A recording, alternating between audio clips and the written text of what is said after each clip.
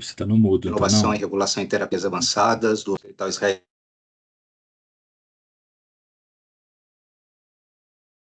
Embrapia Einstein, terapias avançadas. E hoje, no nosso primeiro webinário do Centro de Competência Embrapia Einstein Terapias Avançadas, a gente tem a honra aí de receber a principal autoridade regulatória nacional na área de terapias avançadas, o Dr. João Batista da Silva Júnior, que é servidor da Agência Nacional de Vigilância Sanitária, gerente da Gerência de Sangue, Tecidos, Células e Órgãos, é graduado em Farmácia Bioquímica pela Universidade Federal de Ouro Preto, especialista em vigilância sanitária pela Fiocruz, especialista em regulação em sangue, tecidos, células e órgãos pela Unesp, especialista em gestão pelo Hospital Sírio-Libanês e mestre em ciência coletiva pela UNB e doutor em ciências farmacêuticas pela Faculdade de Ciências da Saúde da UNB, com enfoque na área de produtos de terapias avançadas. João, agradeço muitíssimo a você pelo aceite do nosso convite. Não poderíamos começar de forma melhor a nossa série de webinários do CCTA, né, que vai ter como tema hoje o que muda no processo de inspeção das boas práticas de fabricação em terapias avançadas, com a adoção do anexo 2A, né, do esquema farmacêutico, do PIX, através da IN 270/2023, pela Anvisa. João, a palavra está com você. Obrigado. Obrigado, Augusto. Quero agradecer muito em nome da Anvisa esse convite, né? Convite e essa para participar desse projeto tão importante para o país, né? Que está sendo fomentado aí pela Embrapi, com parceria com o Hospital Albert Einstein. Então, isso é muito importante para o nosso país e eu quero agradecer muito a oportunidade de estar aqui com vocês discutindo. E sempre que preciso, né? Eu acho que a Anvisa está aberta para essas discussões, tanto na GSTCO, que é essa área específica de terapia avançada, como outras áreas da Anvisa também. Então, eu estou muito feliz e honrado de participar desse projeto inicialmente com vocês aí. A proposta, não sei se vocês estão vendo a tela? Tá tudo certinho, né? Tá. A Tudo proposta é certo, João? nós fazermos uma discussão. Deixa eu só mudar aqui um pouquinho minha visão aqui que eu aí, deu certo. A gente fazer um pouquinho da discussão sobre a questão das boas práticas, né? Então, ao longo desse trabalho, nós vamos discutir um pouco aqui em meia hora, mais ou menos, 40 minutos, alguns pontos importantes que nós temos discutido e aprofundado nas boas práticas com esses produtos de terapias avançadas, algumas ações da Anvisa, para a gente depois abrir para a discussão de todos. Não tem conflito de interesse, tá? Todas as informações aqui, a imagem, tudo isso já foi devidamente autorizado e as informações, inclusive informações específicas, né, de produto que para aparecerem nessa apresentação ou forem citadas, são de domínio público. Então, nós vamos falar um pouco aqui da ótica da Anvisa, né, que é uma agência reguladora. Boas práticas, elas nascem da experiência científica e tecnológica da produção, da fabricação, e, obviamente, os reguladores captam essas informações científicas e de tecnológicas para inserir, então, nas suas normativas, e, então, estabelecer regras comuns que a gente chama de boas práticas, né? Então, um pouco essa é a visão que nós vamos trabalhar, que eu trouxe para vocês um aspecto da Anvisa, né? A Anvisa é uma agência reguladora, que é responsável pela coordenação do Sistema Nacional de Vigilância Sanitária. Então, o cerne da ação da Anvisa é a vigilância sanitária. Então, todos os aspectos legais, jurídicos e técnicos a Anvisa estabelece na regulação sanitária. E uma infinidade de produtos que a Anvisa regula. Eu vou chamar a atenção aqui para os medicamentos e para os produtos à base de sangue, tecidos, células e órgãos, que é o universo que nós vamos circular um pouco aqui hoje nessa discussão, porque os produtos de terapias avançadas estão nesse universo, tá?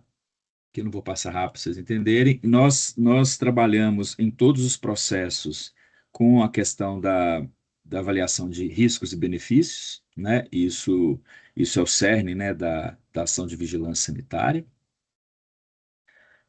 E nesse contexto, eu queria só trazer alguns pontos importantes, cada vez mais nós temos aprofundado no que a gente fala em relação a terapias avançadas, que não tem nos proporcionado a mergulhar fundo nessa questão da relação de riscos e benefícios, né?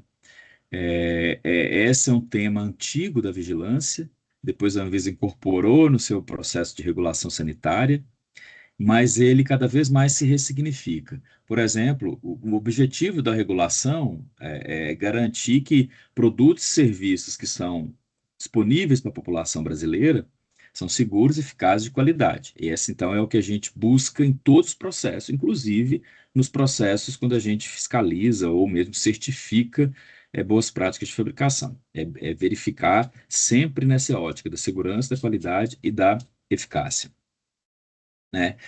E aí, para isso, a gente vai usar metodologias, discussões, ideias e conhecimentos relacionados a riscos e benefícios. E aí, eu trouxe para vocês aqui 4 pontos que têm se configurado nesse trabalho, né, nessa questão dos riscos e benefícios, que a gente precisa chamar bastante atenção, porque é nessa nuvem que vai circular todas as discussões, e para cada objeto. E para cada serviço regulado, a gente vai ter elementos específicos. Por exemplo, contexto terapêutico. É um primeiro ponto de avaliação de risco-benefício que a gente precisa trabalhar. Isso aplica-se, inclusive, para avaliação da eficácia, para avaliação de segurança, para avaliação da qualidade, no caso das boas práticas, né? O contexto terapêutico é fundamental. Quando você está lidando com um produto que não tem alternativa terapêutica, que ele é para uma doença rara ou ultra rara, onde você não tem, né, uma outra alternativa, uma situação grave, você começa a configurar ali um contexto diferente de uma doença populacionalmente prevalente na população, controlada, de menor risco. Então você tem contexto diferente. E o contexto vai determinar a adoção de decisões baseadas no risco e benefício, né? Isso é muito importante. Outra questão sobre as evidências. Claro que nenhuma decisão científica, do ponto de vista regulatório, quando você usa para tomar essas decisões, a ciência tem que usar evidências. Cada vez mais evidências precisam ser fortes o suficiente para comprovar aquela decisão, né? Comprovar sua eficácia, segurança e qualidade. E isso tudo a gente vai sempre lembrando que isso é uma nuvem. Então, contexto e evidências vão se mesclando aqui também. Por quê? Porque muitas vezes as evidências não são tão fortes como eu teria numa população gigantesca de dados, né? Então, mas dentro do contexto, eu preciso avaliar se aquelas evidências disponíveis naquele momento são suficientes para se comprovar a segurança e eficácia e o que fazer com isso, né? Então, as incertezas também faz parte dessa nuvem. Isso em qualquer situação. Mesmo num produto já muito conhecido, numa molécula muito conhecida, que é um produto não inovador, nós ainda temos incertezas, né? Primeiro, a incerteza faz parte da saúde, faz parte da medicina, faz parte de todo o processo de intervenção na saúde, você vai ter incertezas. E em produtos inovadores, a coisa é mais complexa. Então, as incertezas também fazem parte desse processo. E, por fim, como lidar com essas incertezas? Como lidar, às vezes, com uma evidência não tão forte? E como lidar com um contexto específico? Então, existe um manejo, que a gente chama de manejo regulatório, que é a possibilidade que eu vou ter, então, de fazer mecanismos específicos, monitoramentos específicos, aprovações condicionadas, tudo isso tem a ver com esse processo aqui. E isso está permeando todas as decisões, inclusive uma decisão de boas práticas, tá? Aqui, eu só trouxe para vocês aqui a gente relembrar um pouquinho como é que a Anvisa é estruturada. É estruturada, ela é em 5 diretorias, né? Cada diretoria dessa, ela tem um foco técnico, assim. Basicamente, a Anvisa é baseada na técnica, né? Na questão de regulação de objetos técnicos. Então, a diretoria 2 ela regula, né? Tá na orientação da regulação de medicamentos, alimentos e medicamentos biológicos ou produtos biológicos. Dentro de produtos biológicos, a gente tem a gerência de produtos biológicos propriamente dita, as moléculas biológicas, né? Vacinas, anticorpos monoclonais, e também a gerência de sangue, tecidos, células e órgãos e produtos de terapias avançadas, que eu chamei a atenção aqui, que é uma das únicas áreas da Anvisa que fazem pelo menos o ciclo inicial completo. Ela faz a avaliação de ensaios clínicos de produtos de terapia avançada, o registro de produtos de terapias avançadas e a certificação de boas práticas de produtos de terapias avançadas. Então, essa parte chamada ciclo inicial da aprovação é feito concentrado aqui, pelo menos nessa área que a gente chama de GSTCO. Os medicamentos de terapias avançadas ou produtos de terapias avançadas são medicamentos, né, esse tipo especial de medicamentos, todo mundo já sabe disso, né? A gente já tem discutido isso bastante. Isso foi fortalecido agora pela lei, a lei da pesquisa clínica, né? Vamos falar um pouquinho do conceito aí da lei. E esses produtos nós dividimos eles, a partir desde 2018, a gente vem discutindo isso, internalizando esses conceitos internacionais, e a gente vem discutindo esses produtos na perspectiva de a gente ter, então, uma classificação de produtos de terapia celular avançada, engenharia tecidual, terapia gênica e os produtos combinados, tá? Eu falei para vocês da lei, só para chamar a atenção, essa lei foi recentemente publicada, a lei da pesquisa clínica. O objetivo dela, obviamente, é trazer aspectos regulatórios para a pesquisa clínica, tanto éticos, quanto também atinge um pouco também em algumas situações também a regulação sanitária, principalmente com questão de prazos e tudo, e conceitos. E um dos conceitos que a lei traz e que é importante para a vigilância sanitária, importante para a Anvisa, é a terapia avançada. É o primeiro conceito legal que nós temos desse produto, né? Antes da lei, nós tínhamos conceitos normativos, regulatórios, conceitos, né, da própria Anvisa, mas agora isso passa a ser um conceito legal e é o conceito que nós trabalhamos, né? Um tipo especial de medicamento complexo, então, um medicamento que tem especificidade e está num cenário complexo. Isso é muito importante do ponto de vista legal, do ponto de vista regulatório, ter essa nomenclatura, né? Pode ser constituído por células que foram submetidas a uma manipulação extensa ou com uso inovador, para diferenciar aquelas terapias convencionais em que as células não são submetidas a esse tipo de situação, ou não é necessário um desenvolvimento desse produto, né? É o caso das terapias convencionais, ou é formado por gene humano recombinante, né, que tem ali uma ação em gene humano recombinante para fazer as ações ali de terapêuticas que a gente precisa. Tá? Então, esse é o pano de fundo que a gente precisa para a gente entender, então, os marcos regulatórios. Então, a gente tem os marcos regulatórios hoje definidos, cada vez mais ampliando esses marcos regulatórios. Se fosse olhar lá em 2018, a gente teria pouquinha coisa, agora em 2024 a gente já tem bastante elementos, né, bastante documentos.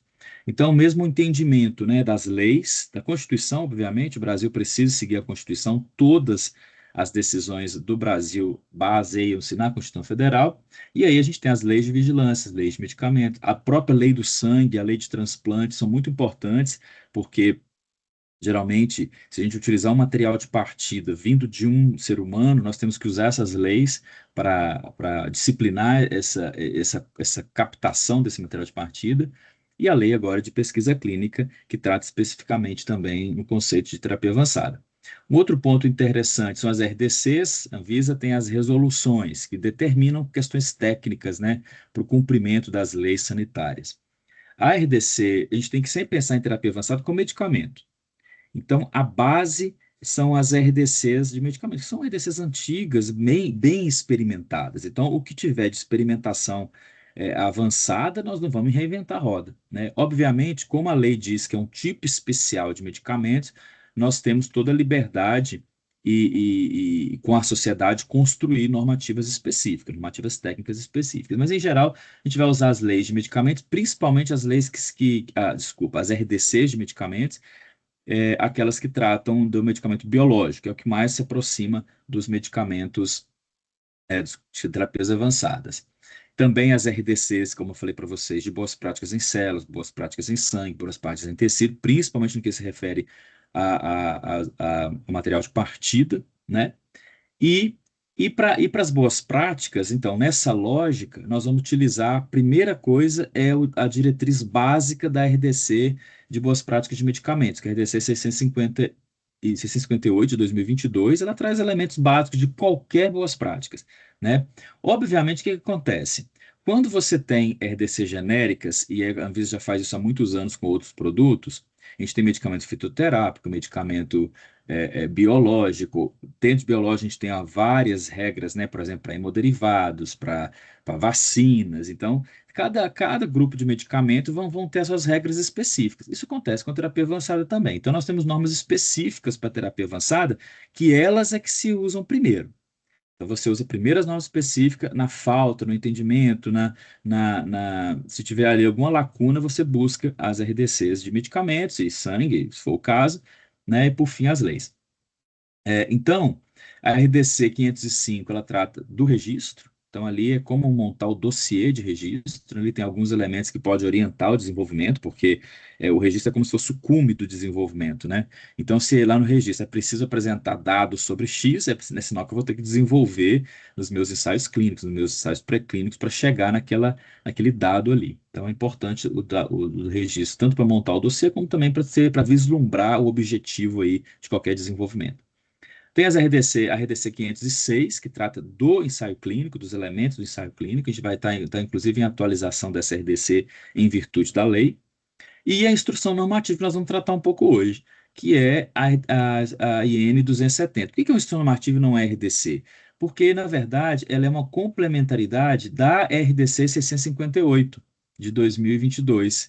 Porque a 658 é a boas práticas de medicamentos, que traz ali os princípios gerais, e a IN, ela é uma especificidade. Então, você vai olhar primeiro, obviamente, a IN. E abriu aí, lá está mais genérico, está mais, né, às vezes está muito específico, você pode abrir, então, para RDC 658, né? É como se fosse um conjugado, aí, um emaranhado de caminhos, né, de rota de regulação que você pudesse utilizar.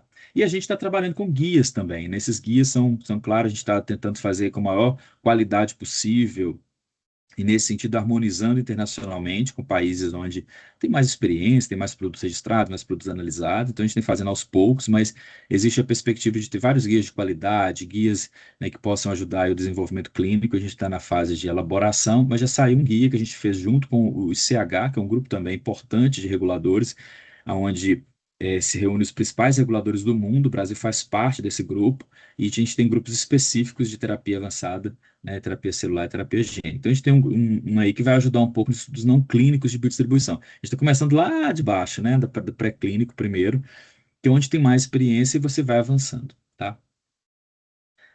Aqui, só para chamar a atenção para vocês, lembrando que nós temos, então, é bem importante isso, que as pessoas têm confundido um pouco isso. Então, boas práticas de fabricação. Nós temos, para os materiais de partida, nós vamos utilizar, sempre que possível, as boas práticas das células, de células, né? No caso, hoje a gente tem essas boas práticas de células, ou de tecidos e tecidos e sangue, dependendo do produto, mas em geral, a boas práticas de célula pode ser um primeiro marco para vocês aí entenderem.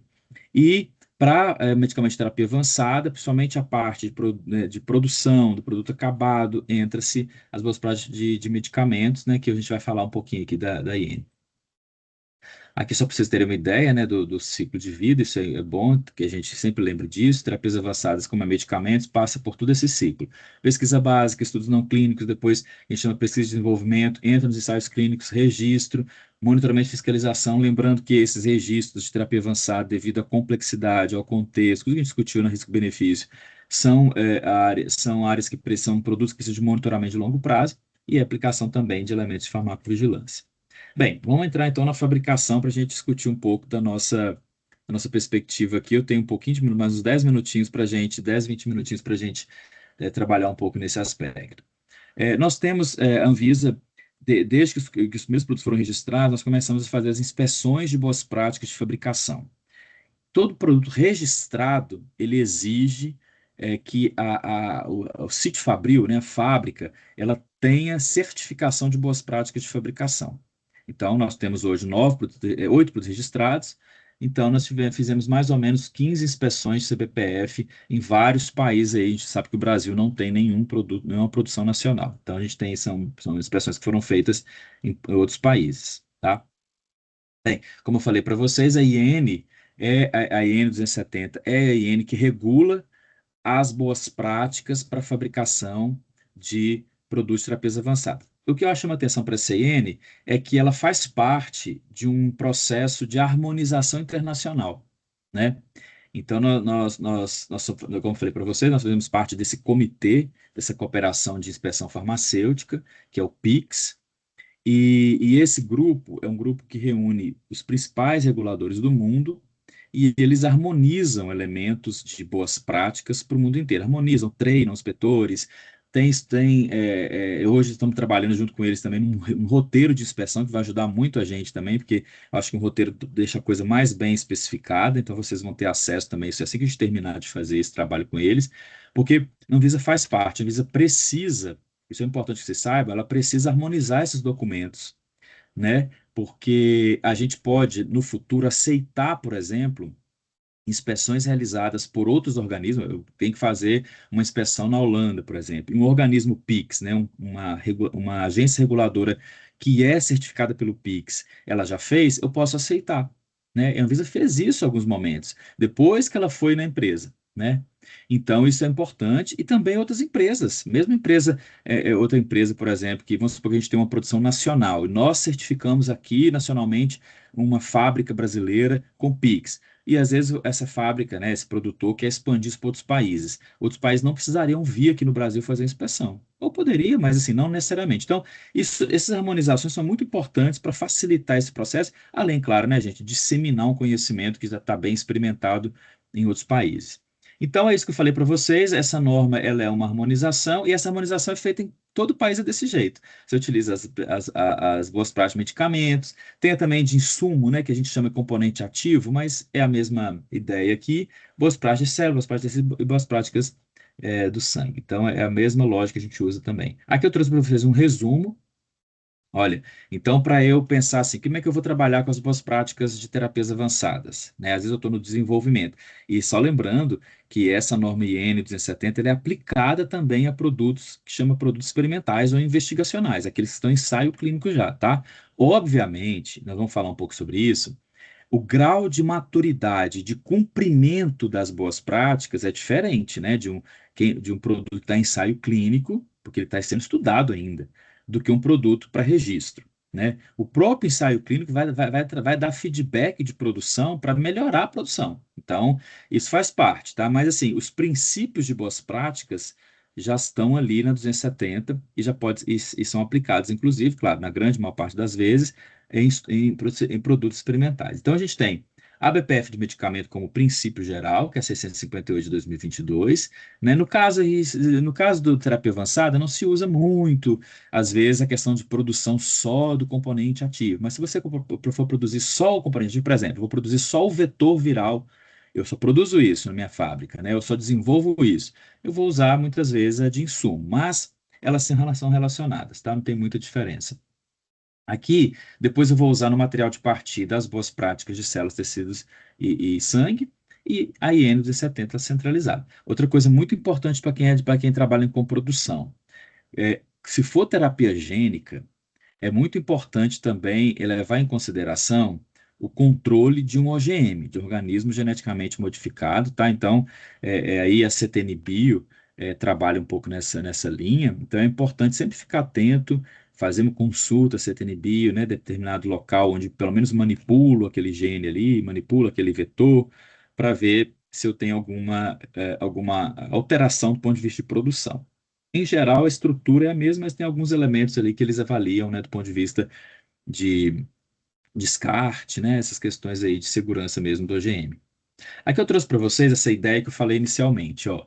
É, Nós começamos com produtos experimentais, excepcionais, aqueles que às vezes está na fase pré-clínica ainda, né? Ali, se ele for em algum momento utilizado de forma excepcional né, para indicação de um médico em situação muito específica, você precisa pelo menos cumprir boas práticas, porque se eu não cumprir boas práticas, é muito complicado, porque eu vou estar sujeitando o paciente a um produto sem os elementos básicos de segurança, né, e qualidade exigidos para o uso farmacêutico, o uso em seres humanos, né? Então, enfim. Mas vamos começar aqui a partir dos ensaios clínicos, é o mais comum. Então, aqui, os chamados produtos investigacionais, também experimentais, esses produtos estão no ensaio clínico, estão sendo estudados, eles têm que cumprir boas práticas, não tem certificação. Por quê? Porque aqui a gente sabe que vai ter um crescente de maturidade das boas práticas. Às vezes, fase 1, eu estou com poucos elementos, às vezes as metodologias não estão todas validadas, né? Então, ou estão pelo menos ela parcialmente validadas. Então, eu vou trabalhando um pouco aqui, inclusive no meu dado clínico e de segurança, mas também no meu dado de qualidade. Então, eu vou avançando nas boas práticas, até que eu chegue no produto registrado. No produto registrado, eu tenho que estar com as boas práticas resolvidas. os elementos de controle, os elementos, né, de controle de contaminação, de processo, tudo resolvido. Porque eu tenho que ter entendido bem o produto, porque ele vai para uso comercial. Quando ele vai para uso comercial, pessoal, o que acontece é que ele vai perder um pouco o controle, né? Em geral, é assim que se pensa o medicamento. Apesar que terapia avançada ainda se mantém um controle muito forte depois do registro, mas isso é porque estamos numa fase inicial, né? Um produto muito inovador ainda, mas em tese, um produto comercial, ele passa a ser expandido. Então, você precisa ter regras muito bem estabelecidas, principalmente de produção, para você não ter variabilidade, né? E aí, o que que acontece que eu vou chamar a atenção para vocês? O que que tem de novo nessa norma? Primeiro, ela tem uma coisa que a gente chama adaptabilidade. Como ela pega na origem as boas práticas de medicamento, eu preciso trazer adaptabilidade, porque esses produtos não se aplicam muitas vezes as regras, pelo menos algumas regras específicas, algumas situações que é aplicado a medicamento, né? Medicamento falando de produções muito largas, muito grande, muito, né, escalabilidade muito grande, enfim. Medicamento, por exemplo, a gente não falava em produto autólogo, agora já temos. Então, então ali, a primeira coisa é uma adaptabilidade. A norma ela é adaptada pegando os princípios das boas práticas farmacêuticas de medicamentos, adaptada a boas práticas de terapia avançada. Esse é o primeiro ponto. O segundo ponto é uma que já vinha nas normas da Europa, tá? A Europa foi um dos primeiros países do mundo a produzir uma norma específica de boas práticas de fabricação. Depois a Europa faz parte desse grupo PIX, ela inclusive levou essa experiência para a produção da norma PIX, que nós depois internalizamos no Brasil. Mas, e lá nessa norma já se falava, desde 2017, para vocês terem uma ideia, já se falava de uma produção com abordagem baseada em risco.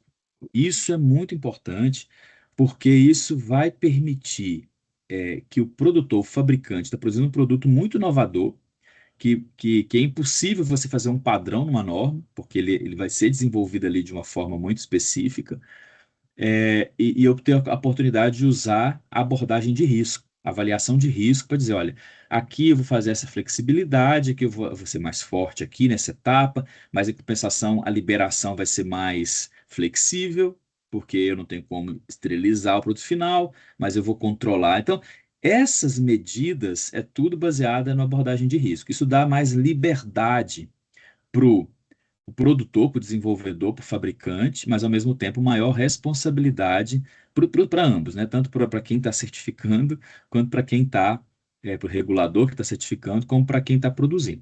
Então, essa abordagem de risco ela é muito interessante e requer um conhecimento aprofundado do seu processo de trabalho. Então, é isso que eu acho que é importante. Então, essas duas questões aqui que eu acho que está na norma do EMA, que é da agência europeia, mas que foi também discutido no grupo PIX, né? Nesse grupo que eu falei para vocês que desenvolveu a base da IN 270, tá? E aí eu trouxe alguns pontos, né? A IN ela vai ser aplicada às operações envolvidas na fabricação de produto de terapia avançada, componente ativo e o produto final, o produto acabado, né?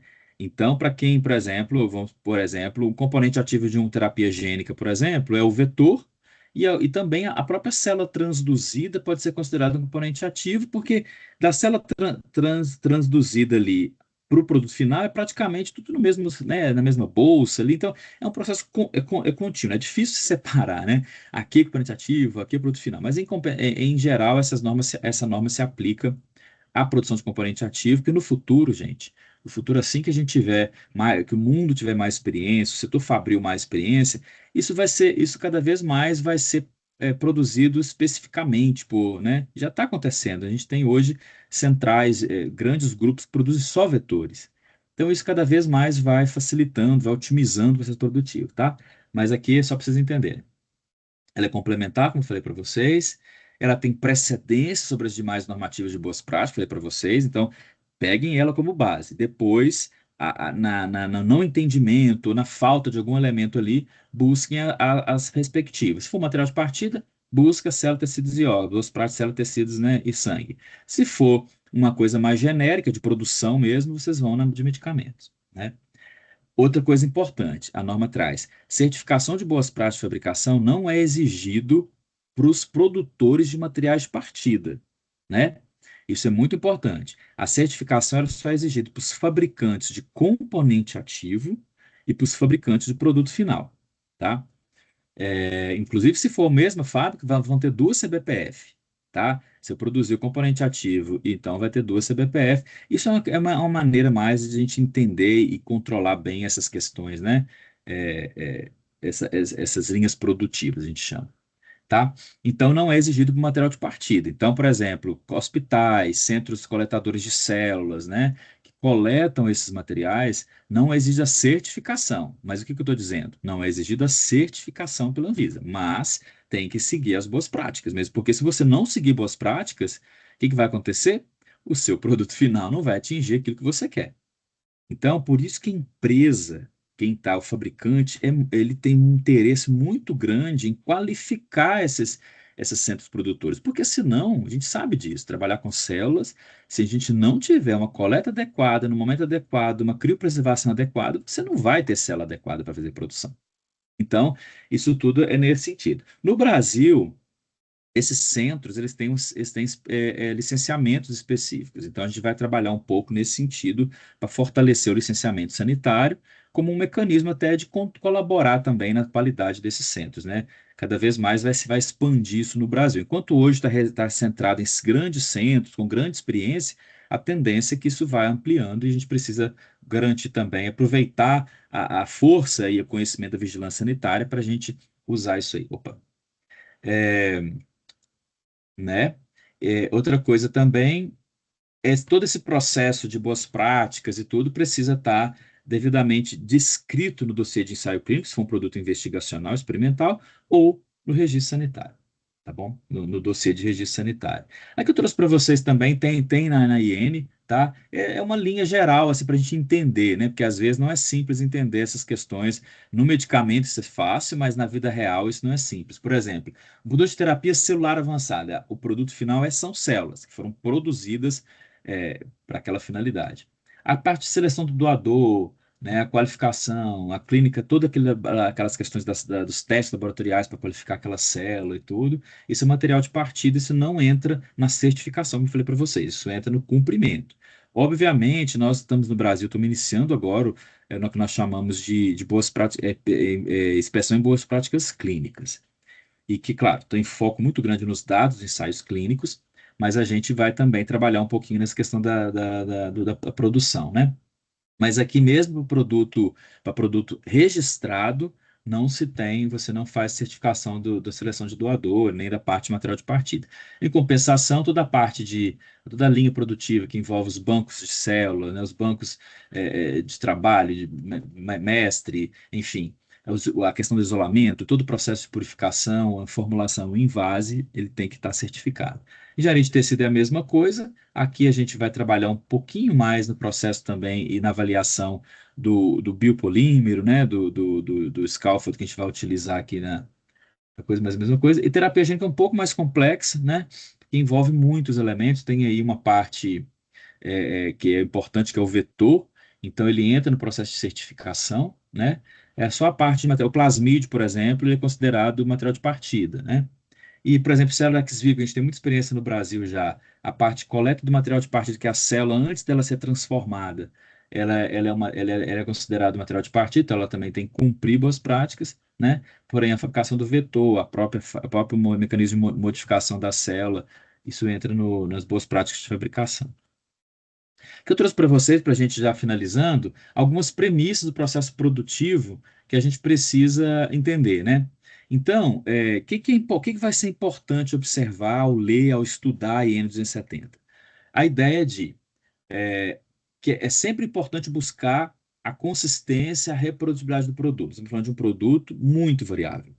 Então, eu vou ter que buscar elementos para sempre tentar diminuir essa variabilidade, né, que é inerente ao produto. Então, a reprodutibilidade é importante. Nós estamos falando de lote único, muitas vezes eu não vou ter muito nem material para fazer muito teste, porque eu vou ter lote pequeno, né, o único, né? São processos fabris muito personalizados, então o desenho do processo precisa ser bem feito para que a gente possa entender isso. Muitas vezes vão ser produções únicas, né? Salas para produzir unicamente determinado produto, então isso é importante, né? Nós vamos trabalhar com processamento asséptico, né, o tempo todo, mesmo que a gente tenha hoje. Hoje tem muita coisa que pode ajudar, né, para aliviar esse processo do ambiente estéreo, que são as produções fechadas. Mas mesmo assim a gente precisa garantir, porque, né, se for uma produção totalmente fechada, até um pouco mais flexível. E à medida que a gente vai abrindo, ela fica mais rígida, né? Tem que ter um ambiente altamente controlado, protocolos rígidos de limpeza.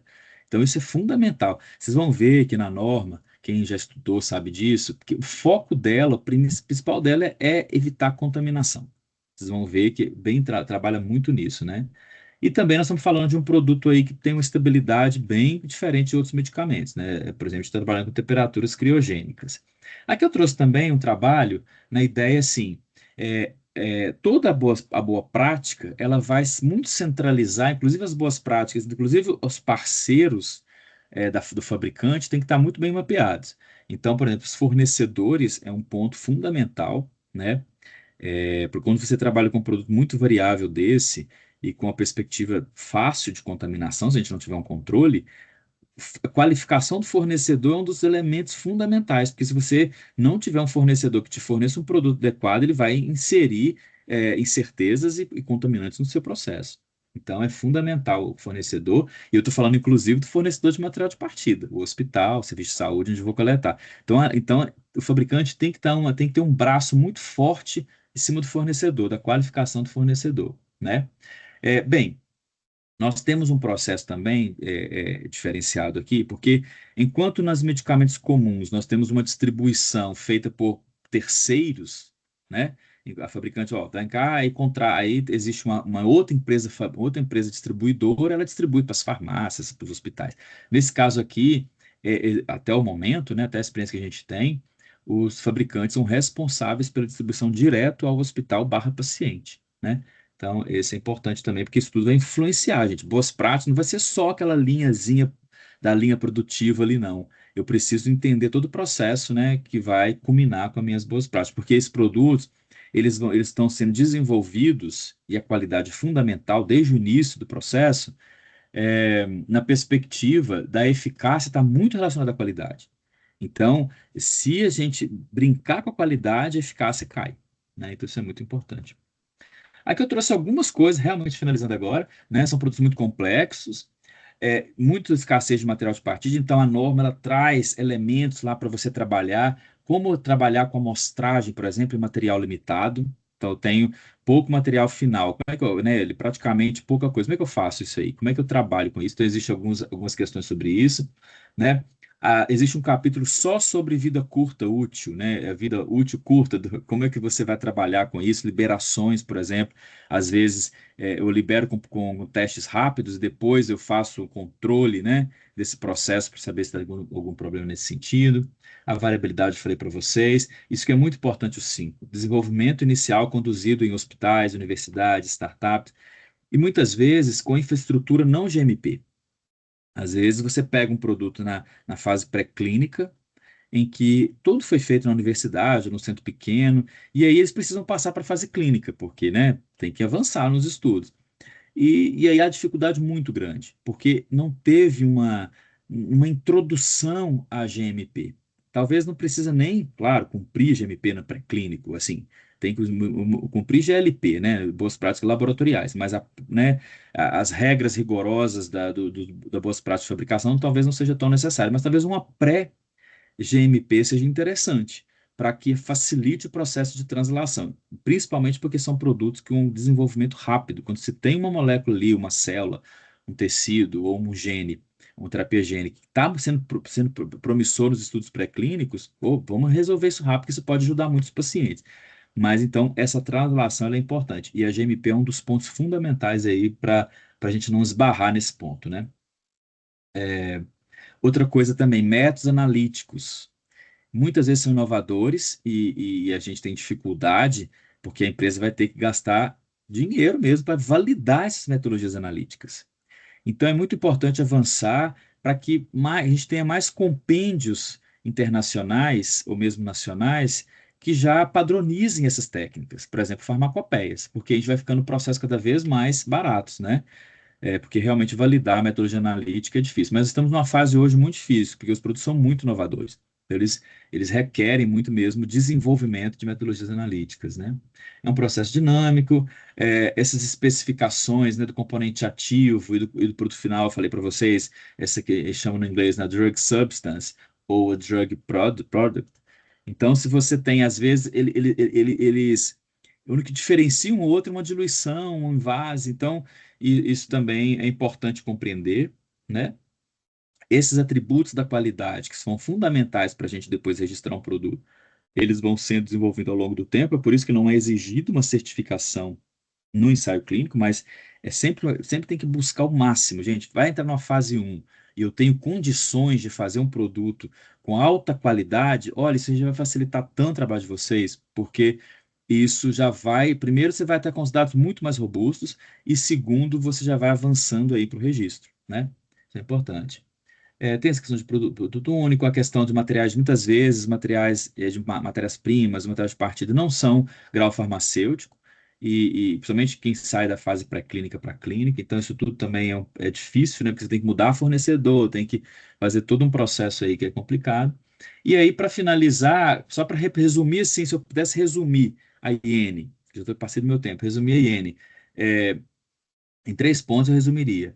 Vamos trabalhar com gestão de risco da qualidade. Então, entender sobre isso e a aplicabilidade dessa gestão de risco da qualidade é fundamental para esses produtos. Então, se você tem que se aprofundar em GMP, aprofunda nesse tema.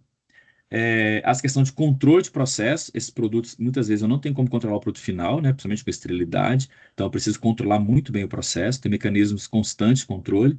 E uma coisa que também a norma traz, nada mais é do que um princípio de gerenciamento da qualidade, risco da qualidade, mas ele é focado na chama estratégia de controle de contaminação. Aqui é como se eu pegasse o gestão de risco da qualidade e focasse na possibilidade de impedir contaminação. O que eu tenho que fazer no meu processo para impedir, para não ter contaminação de nada, né? Então isso é muito importante. Eu acho que estou terminando, pessoal. Aqui eu trouxe só para vocês aqui o esqueletinho, né, das boas práticas, chamando a atenção para alguns pontos. Lá ele tem elementos específicos para controle de materiais de partido, tá? Tem capítulos inteiros sobre isso, que isso é importante, que eu falei para vocês, fornecedores. Tem uma parte sobre liberação excepcional de produto fora das especificações, que isso é comum em materiais como esse, material autólogo, material biológico. Então, lá tem como se fazer uma liberação de um produto fora da especificação, já é uma adaptação das normas de medicamentos. Medicamentos não têm isso, né, convencionais. A liberação de produtos no prazo de validade curto, como trabalhar com isso também. E processo de liberação de lotes em caso de fabricação descentralizada, que chama Points of Care, que é muito comum também em produtos que estão aparecendo, na verdade, essa ideia dos produtos autólogos, né? Então, muitas vezes, quanto mais a produção estiver mais próximo do paciente, melhor. Então, às vezes, essas ideias de fabricação descentralizada, a gente já colocou alguns pontos ali para ajudar aqui no Brasil também. Também tem uma parte específica sobre produtos de origem animal. A gente não se falava muito sobre isso, mas já está aparecendo casos de chamados produtos xenogênicos, que é o uso de células animais, tecidos animais, para compor aí, né, o produto. Algum capítulo específico sobre terapia gênica, principalmente umas ideias de fabricação de plasmídios, que é uma coisa que estava descoberta também em outras normas, né? E a questão da produção de terapia celular geral também, tá? É isso, eu acho que eu extrapolei um pouquinho aqui, mas dá tempo de fazer algumas perguntas, e é um tema complexo, muita diversidade de coisas, né? Mas eu acho que dá para a gente aproveitar a plateia aqui e a gente poder discutir alguns pontos. Obrigado. Obrigado a você, João, pela apresentação esclarecedora. Para a nossa audiência, né, se quiserem fazer perguntas, podem fazer perguntas através aí do nosso chat, tá? Que é o PIR. Vocês podem caminhar, já temos já aqui algumas perguntas, mas antes eu gostaria de iniciar a discussão com você, João, com algumas perguntas mais genéricas, né, sobretudo relacionadas a como essa norma IN 270 e essa harmonização internacional, ela impacta na competitividade aqui dentro do país, na área de desenvolvimento e produção desses produtos de terapias avançadas, né? Então, a primeira pergunta que eu queria fazer para você é se existem algumas adaptações locais que foram feitas pela Anvisa com relação ao anexo 2A para o contexto brasileiro, né? Ou a aplicação ela é estritamente conforme o modelo preconizado pelo PIX? Isso, é assim, toda vez que a gente vai fazer uma internalização, você faz esse movimento, né? Você utiliza a base ali, a gente chama backbone, a base do texto normativo, dos princípios. O que a gente pode dizer é o seguinte: os princípios são os mesmos, porque a gente tem que responder isso ao Pix, né? Olha, nós internalizamos uma norma e os princípios são os mesmos, mas aqui, obviamente, a gente tem particularidades. Por exemplo, vou dar um exemplo.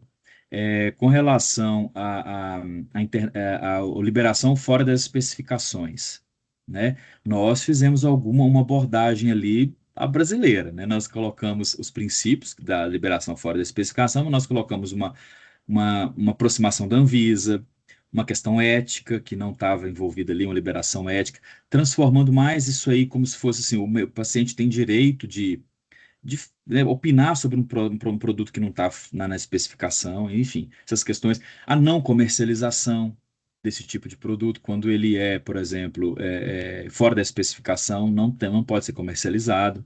Então, essas questões foram desenvolvidas aqui, claro, baseadas nas nossas leis. E outros pontos, assim, claro, pontos que usa a nossa lei, usa nossas normas, mas o princípio tem que ser harmonizado, porque senão a gente não pode dizer que a gente está harmonizado. Isso é interessante, você falou uma coisa importante, para assim, para trazer uma competitividade do ponto de vista de desenvolvimento nacional.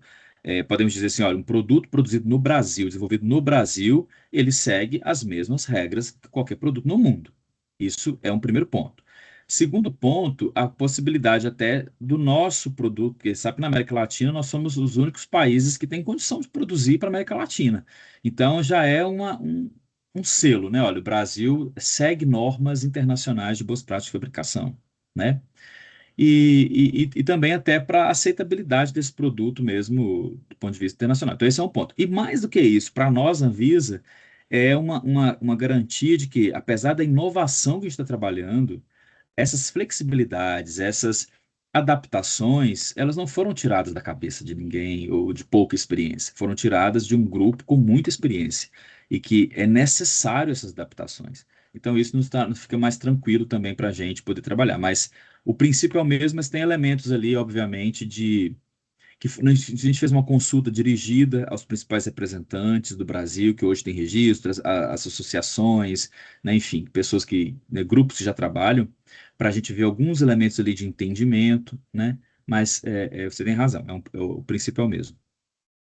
Ótimo. E antes da gente abrir aqui para as perguntas que estão chegando aqui no chat, João, eu queria saber como que vai se dar esse processo de acompanhamento das BPFs e da inspeção das BPFs, sobretudo com relação aos desenvolvedores. Muitos desses produtos, inclusive os comerciais, né, grande parte deles ou são desenvolvidos foram desenvolvidos dentro da academia, ou por startups e depois adquiridos pela grande indústria farmacêutica, né? A gente tem aí, por exemplo, alguns CAR-Ts que foram desenvolvidos pelo MD Anderson, pela Universidade da Pensilvânia, né, o Luxtur, né, entre outros produtos.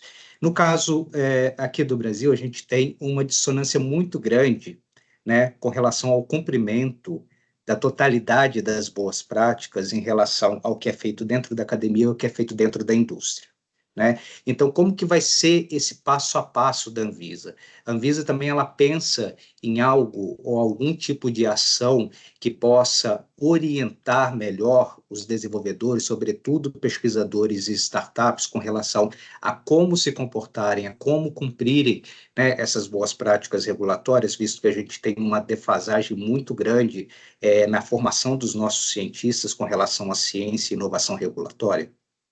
Muito bom, Augusto. Olha, do ponto de vista dos produtos já registrados, né, esses produtos, como eu falei para vocês, já estão todos eles em cadeias Fabris já certificadas. Então, a gente tem que monitorar essas cadeias Fabris. Então, dos produtos registrados, nosso papel é periodicamente estar fazendo monitoramentos, inspeções para manter as boas práticas.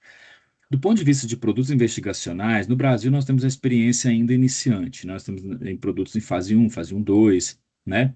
E nós já iniciamos a primeira ação que a Anvisa tem trabalhado nesses processos, é na perspectiva da avaliação documental do dossiê. Então, a gente já começou a apertar, né, assim mesmo nas fases iniciais, já iniciou uma avaliação um pouco mais rigorosa em relação à qualidade. Por exemplo, Na maioria dos produtos que estão em fase 1, fase 2, a gente já iniciou o processo fazendo o acordo de que até determinado tempo eles precisam estar com a validação do processo asséptico. Mesmo que não seja obrigatório na fase 1, nós já começamos a iniciar. Então, esse primeiro movimento é um movimento quase que assim, de indução. Olha, você está na fase 1, obviamente não tem que estar tudo certificado, mas abre o olho, precisa fazer isso, isso e isso. Então, esse é o primeiro ponto.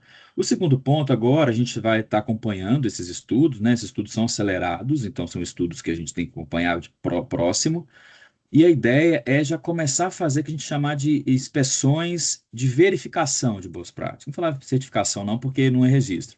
De verificações. A ideia é a gente submeter, fazer um programa, nós temos poucos hoje no Brasil, fazer um programa para que a gente já possa ir acostumando. Obviamente, a equipe, ela tem uma visão, tem que tomar, a gente tem que ter bastante cuidado, tem uma visão, mas esse é o aprendizado, ela tem uma visão da indústria internacional, ela vai lá nas indústrias, então, com um rigor muito grande. Mas a ideia aqui é a gente fazer essa, entre aspas, verificação para ir se aproximando. Ó, para você chegar no ABPF mesmo, para registro, tem que atingir isso. Então, vá se preparando. Então, é um pouco essa ideia. Não com uma visão punitiva, obviamente, se encontrar alguma coisa ali que, né, determina um problema importante para os participantes de pesquisa, sim, mas não é esse o objetivo. O objetivo é fazer uma inspeção para ir induzindo um caminho aí de boas práticas, que não é simples, né? Não é simples, mas que a própria normativa hoje, ela permite muitas adaptações. Então, eu acho que a visão também é um pouco essa, né? Mas isso faz parte do nosso trabalho também, e a gente vai ter que enfrentar isso aí, junto com os desenvolvedores nacionais, é, de já ir induzindo, né? O que que nós precisamos, onde nós vamos chegar numa boa prática de fabricação para aquele determinado produto. Mas é complicado, Augusto, também a gente precisa entender, assim, que às vezes muita coisa, assim, 100% mesmo, só vai ser finalizado quando tiver os dados mesmo, né? Que aí uma fase, por isso que a fase 3 ela é muito importante, apesar dos produtos eles serem acelerados, porque ali você vai confirmar tudo, inclusive confirmar se os controles são aqueles mesmos e aí facilitar a BPF, né? Excelente, João. João, vamos aqui agora para algumas perguntas que chegaram aqui no chat, né? A primeira pergunta é da Luciana. Ela diz que você comentou que o plasmídio é considerado um material de partida. Sendo assim, se uma empresa fornece o plasmídio, ela precisa apenas cumprir as BPFs, e não necessariamente possuir certificação? Isso. Hoje, pela normativa brasileira, é isso, tá? Pela experiência que a gente tem hoje. Claro que isso pode mudar, tá, gente? Mas é isso. O plasmídio é considerado, plasmídio em si, os plasmídios, né? Porque se utiliza vários, são considerados aí produtos, materiais de partida. E aí, o que que nós vamos observar?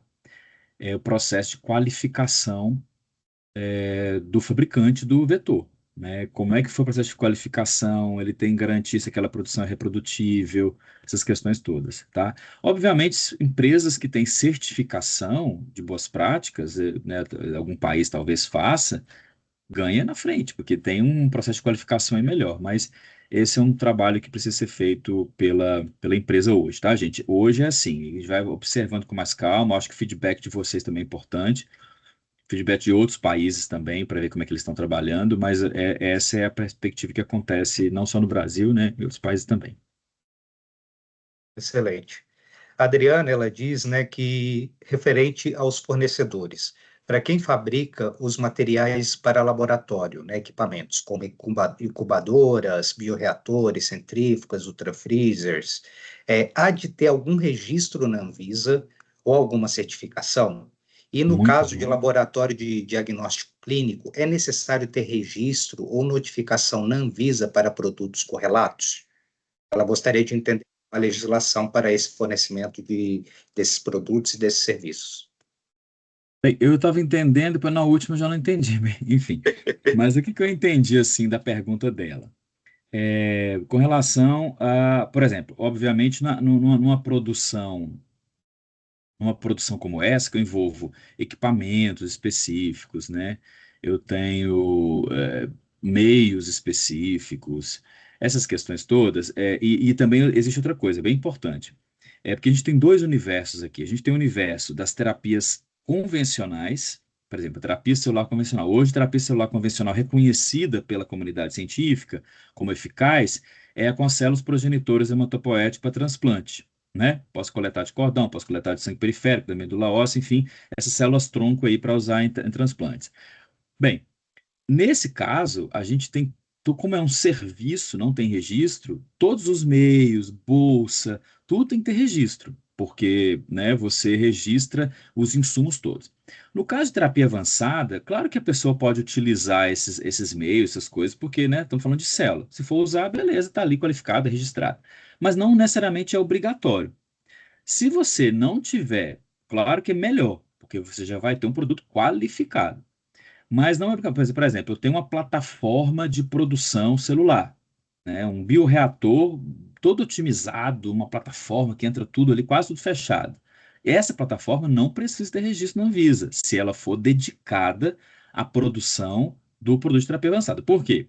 Porque quando for registrar o produto de terapia avançada, aquela plataforma vai fazer parte do processo produtivo, assim como um bioreator que produz monoclonal, que produz outras coisas, tá? Mas, assim, tem que ter bastante cuidado com isso, porque às vezes é um produto, sei lá, que tem registrado, porque ele é aplicado também à terapia celular convencional, ok. Desde que ele adapta ao seu processo produtivo, poderia ser utilizado. E se não for um produto que também é destinado para terapia celular convencional, mas é um produto específico para a produção, insumos, equipamentos não precisam ser registrados. Obviamente, eles têm que estar qualificados, né? Qualificados para aquela produção ali. Então, por exemplo, vou pensar aqui, vamos dar um exemplo aqui, é um meio de cultura, um reagente que se vai usar no processo fabril da célula. E precisa ser registrado na Anvisa? Não, ele é dedicado à sua produção? Beleza. Mas você precisa de dizer que ele é de grau farmacêutico, ele tem uma produção que é para uso em seres humanos, não é uma produção de pesquisa. Tudo isso tem que estar bem definido, né? Não sei se eu entendi bem, depois ela falou de diagnóstico clínico, aí misturou um pouco para mim. Mas, de qualquer forma, a produção é um pouco essa, tá? E claro, Excelente. por exemplo, talvez seja isso, eu vou usar um teste para fazer HIV, por exemplo. Obviamente é importante que esse teste seja registrado para fazer triagem, né? Aí, pessoal, nós vamos usar a regra lá a regra da boas práticas de sangue, boas práticas de células, que fala que quando eu coletar uma amostra do doador, tem que fazer triagem laboratorial e clínica, né? Então, a depender do produto, eu posso utilizar as mesmas regras de triagem clínica, se eu quiser, eu posso ser até mais rigoroso. Dependendo do ensaio clínico, é até mais rigoroso do que a própria triagem clínica. E a triagem laboratorial também. Por aí deu um exemplo interessante de aproveitar a oportunidade. Vamos supor que você está fazendo um produto e que hoje a regra pede, eu tenho que fazer HTLV, HIV, HBV, hepatite, todos os tipos, né, de teste que é exigido para a legislação hoje. Se a empresa não for fazer, ela tem que justificar. Olha, eu não vou fazer por isso meu material de partida não tem, lá. Então eu não vou fazer. Ela vai assumir um risco de colocar aquele processo no seu processo produtivo, mas aí tem que estar tudo justificado, tá? Não sei se eu respondi, mas é um pouco essa a ideia. Excelente, João. Pergunta do Leandro: vimos no gráfico de inspeções que todos os fabricantes de PTAs atuais são do exterior. É possível obter uma certificação de boas práticas de fabricação da Anvisa para PTAs, ainda que este fabricante não deseja registrar os produtos na agência brasileira?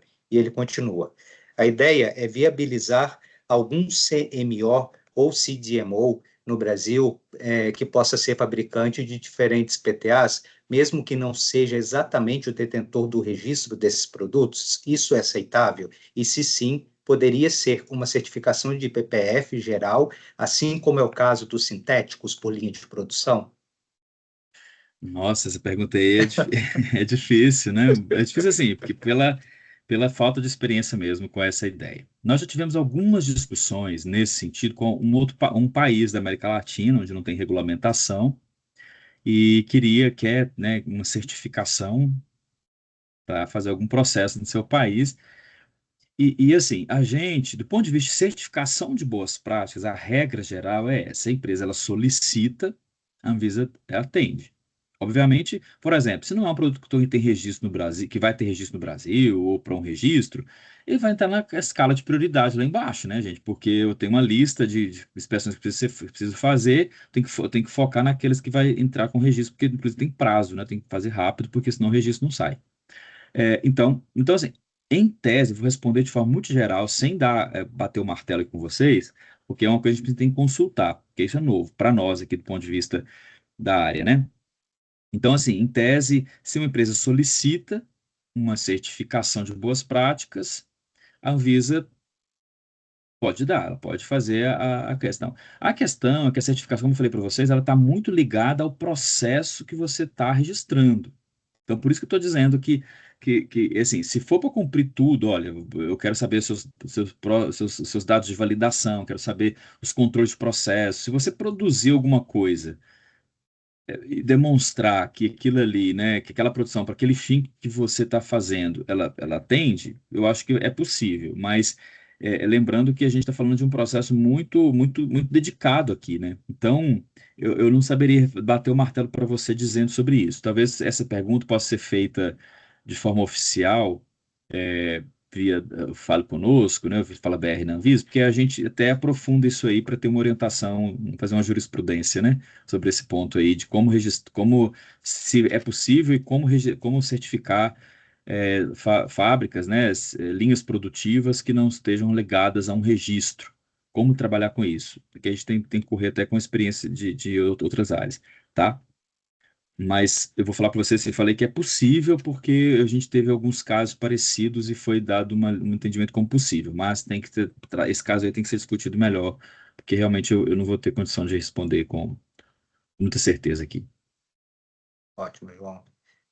Da doutora Moira, estamos desenvolvendo um produto de terapia avançada em que compramos os insumos para produzir o material de partida, que servirá como arcabouço das células. Ainda tenho dúvidas se esta produção interna do arcabouço precisa de alguma autorização específica ou se o produto será certificado como um todo para que possamos iniciar as aplicações clínicas desse PTA. Ah, eu não entendi muito bem. A produção é de um material de partida, certo? A empresa está desenvolvendo material de partida, né? Eles Material de compram os partida. insumos para produzir o material de partida, que é um arcabouço das células. Provavelmente algum scaffold, eu acho, né? Pelo que eu entendi da pergunta. E ela ainda tem dúvida se essa produção desse arcabouço, né, precisa de alguma autorização específica ou se o produto como um todo ele vai ser certificado pela Anvisa, né, durante o ensaio clínico, durante o Isso, DDCTA, para entendi. que eles possam iniciar o desenvolvimento clínico do produto. Entendi, é isso mesmo, é aquilo que a gente falou, né? Se tem material de partida, ele não trabalha, ele não requer certificação da Anvisa, né?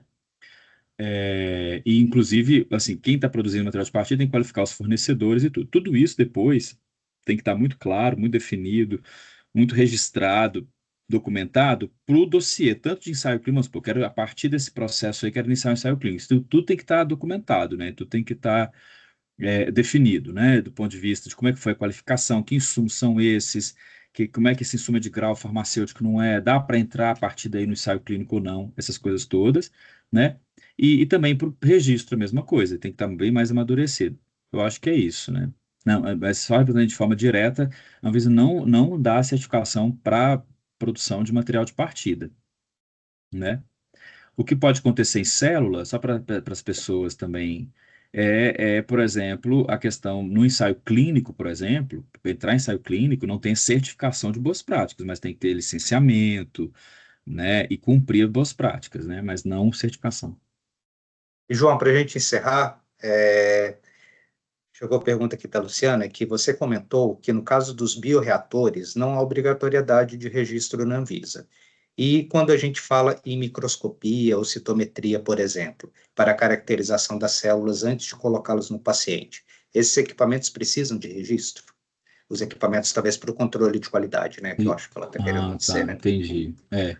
Então, ela falou uma frase que me chamou um pouco a atenção, essa questão assim, se eu vou fazer se for um teste laboratorial clínico para usar no hospital, no laboratório clínico do hospital, que é necessário para o paciente, sei lá, né, os testes de hemograma que são necessários para o paciente, para saber se o paciente está adequado para receber o produto e tudo, aí é uma coisa.